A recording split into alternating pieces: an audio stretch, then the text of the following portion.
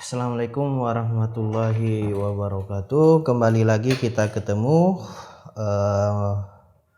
Materi kali ini kita akan membahas tentang network security. Nah,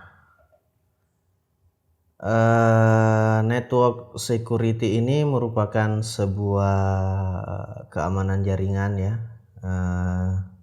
yang terdiri dari sebuah kebijakan ya, dan praktik untuk mencegah dan memantau akses yang tidak sah, penyalahgunaan maupun penolakan yang terjadi di jaringan komputer kita.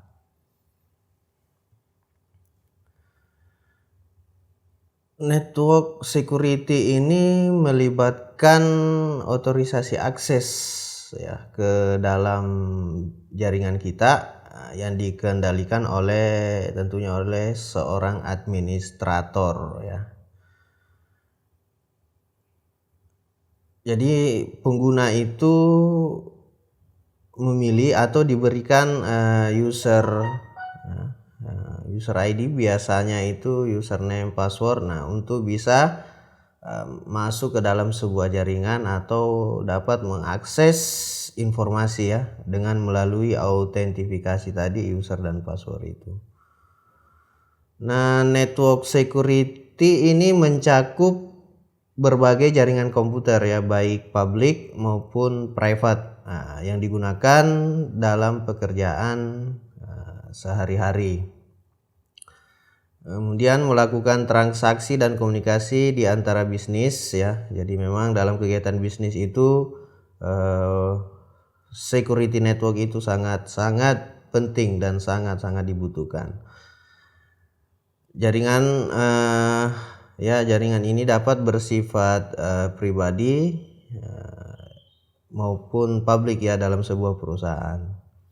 Nah, network security terlibat dalam ya sudah seperti yang kita bahas bahwa network security ini sangat dibutuhkan di sebuah organisasi perusahaan ya, yang membutuhkan keamanan data. Nah, konsep network security ya, umumnya ya, konsep network security ini umumnya itu dikenal dengan istilah CIA ya, bukan CIA Amerika ya. CIA ya, yaitu confidentiality atau kerahasiaan data, kemudian integrity ya, integritas jaringan atau data, dan availability atau ketersediaan. Kita bahas satu-satu. Nah, confidentiality ini ya merupakan kerahasiaan ya yang setara dengan privasi. Jadi kerahasiaan dirancang untuk mencegah informasi sensitif dan memastikan bahwa orang yang mempunyai akses adalah orang yang tepat ya. Terkadang menjaga kerahasiaan data dapat melibatkan pelatihan khusus bagi mereka yang mengetahui dokumen tersebut. Nah, karena data untuk mencegah informasi ya yang sensitif. Nah, misalnya apa? Ya, pastinya data perusahaan, mungkin data perbankan. Nah, itu bersifat sensitif semua. Perlu sebuah keamanan perlu sebuah keamanan ya. Dan tentunya confidentiality ini sangat dibutuhkan karena menyangkut kerahasiaan. Kemudian yang kedua ada integritas ya. Nah, ini melibatkan dan menjaga konsistensi, akurasi, dan kepercayaan data. Data tidak boleh diubah dan langkah-langkahnya harus diambil untuk memastikan bahwa data tidak dapat diubah oleh orang-orang yang tidak berkepentingan. Nah, ini sering kali terjadi ya, pengubahan data.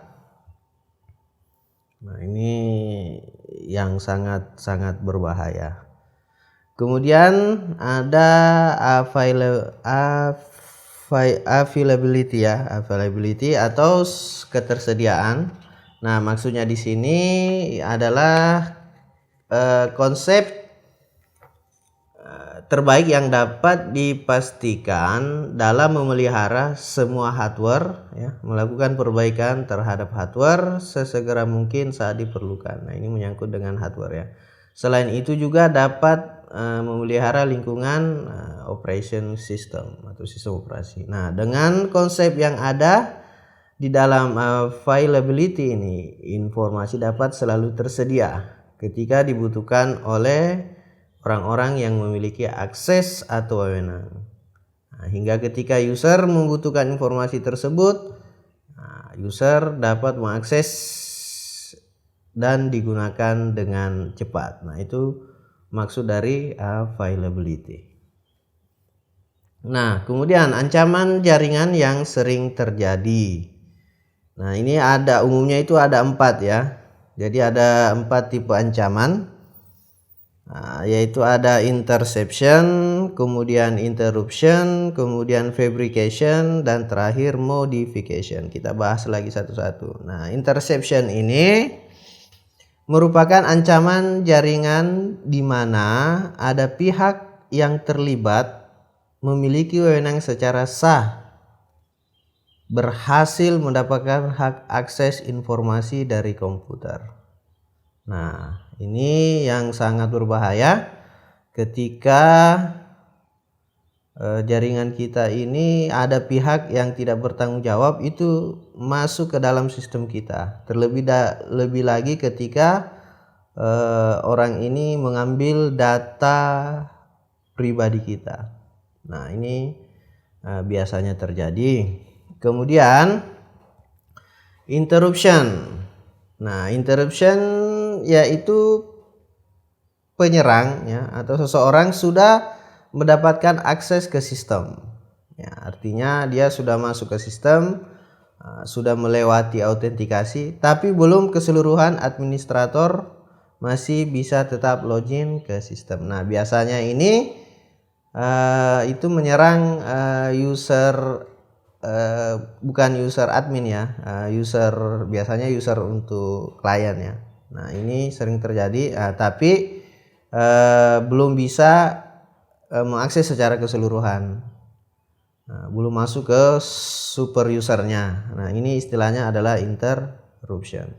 Kemudian ada fabrication. Nah, fabrication ini adalah penyerang ya, seorang penyerang sudah mempersiapkan objek palsu dalam sistem yang menjadi target sasaran. Nah, ini biasanya dilakukan teknik phishing ya. Artinya seseorang itu misalnya membuat website palsu ya. Misalnya ada sebuah website perbankan misalnya yang mirip-mirip ya, website sebuah bank, dia buat website seperti duplikat dari bank itu, kemudian nantinya bisa jadi kita memasukkan hal-hal yang bersifat privat, misalnya nomor kartu kredit ya, dan lain sebagainya. Nah, ini yang sangat membahayakan. Nah, itulah disebut dengan fabrication. Kemudian yang terakhir ya, itu ada modification. Nah, ancaman keamanan dari pihak penyerang ini sudah merusak sistem. Artinya kalau interruption tadi masih belum keseluruhan. Nah, di modification ini berarti si penyerang atau intruder ini sudah menguasai semua sistem kita. Nah, inilah ancaman yang paling fatal. Artinya ya, ketika orang sudah menguasai sistem jaringan kita, ya maka data kita ini bisa jadi diambil bahkan dihapus. Nah, hal ini tentunya membutuhkan sebuah sistem keamanan di dalam jaringan komputer kita ya. Jadi sangat dibutuhkan. Nah, tentunya hal yang pertama kita akan lakukan itu adalah memasang firewall ya. Dan setelah kita paham bahwa bagaimana konsep dasar keamanan jaringan ini, ya, hal yang pertama kita harus pasang itu, yang harus kita pahami juga itu adalah firewall. Nah, firewall ini merupakan sebuah sistem keamanan jaringan komputer ya, yang berfungsi tentunya melindungi komputer dari beragam jenis serangan dari komputer luar. Ya. Nah, fungsi firewall sendiri tentunya memonitor ya, dan mengontrol semua lalu lintas jaringan masuk dan keluar yang dilakukan berdasarkan aturan keamanan yang telah ditetapkan ya. Jadi Anda sebagai administrator tentunya dapat dengan memasang firewall ini, Anda sebagai seorang administrator dapat memonitor dan mengontrol semua traffic ya, seperti kita bahas di materi sebelumnya. Nah, umumnya firewall itu pasti ya, umumnya itu dipasang itu di antara jaringan private dan public ya, karena jaringan public sendiri itu merupakan jaringan untrust ya, yang kita tidak percayai.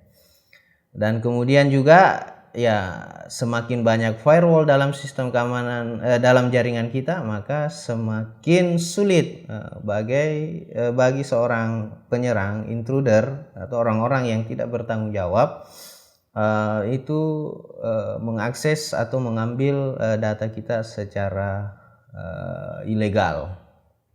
Nah, dalam materi ini kita akan membahas tentang firewall ya, firewall dasar, yaitu menjadi gerbang antara jaringan publik atau jaringan lain selain jaringan kita. Nah, biasanya umumnya firewall itu ada di perangkat router atau bahkan kita buat sendiri. Nah, dalam praktikum nanti kita akan mempraktikkan ya, bagaimana menggunakan atau memanfaatkan fitur firewall firewall CMD yang ada di sistem operasi Linux. Kemudian juga kita akan membahas mengkonfigurasi, menginstalasi IDS ya, Intrusion Detection System ya. Jadi ini sebuah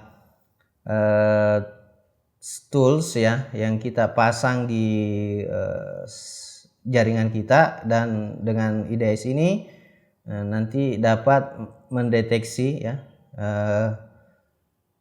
paket data atau seseorang yang ingin mencoba mengakses data kita di luar dari bahasa wajar. Nah, sekian materi kita kali ini. Selanjutnya kita akan praktikum.